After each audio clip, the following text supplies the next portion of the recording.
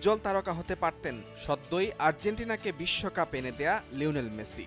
তাকে পেতে ৪০ কোটি ইউরোর প্রস্তাবও দিয়েছিল আল হিলাল, কিন্তু মন পাওয়া যায়নি এলএম10-এর। সৌদি কর্তাদের হৃদয় ভেঙে যোগ দিয়েছিলেন যুক্তরাষ্ট্রের ক্লাব ইন্টার মায়ামিতে।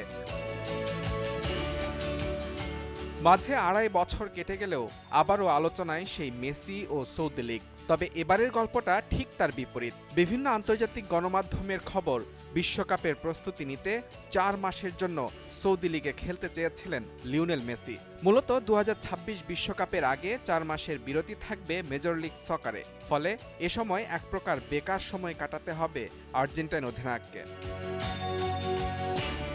বিপরীতে ঠিক এ সময়টায় অর্থাৎ ফেব্রুয়ারিতে শুরু হয় সৌদি প্রো লিগ।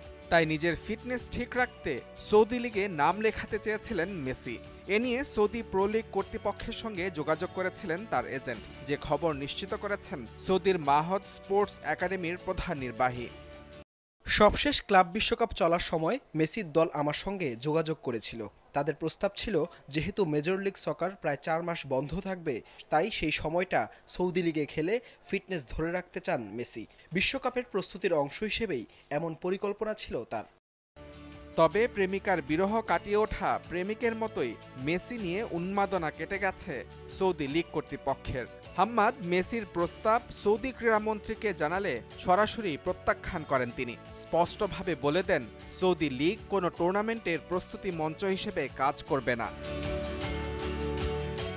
তবে মেসির প্রস্তাব ফিরিয়ে দেওয়ার পেছনে রয়েছে আরও একটি বড় কারণ। ফুটবলে সৌদি আরবের অঢেল বিনিয়োগের প্রধান উদ্দেশ্য ছিল বিশ্বকাপের আয়োজক হওয়া।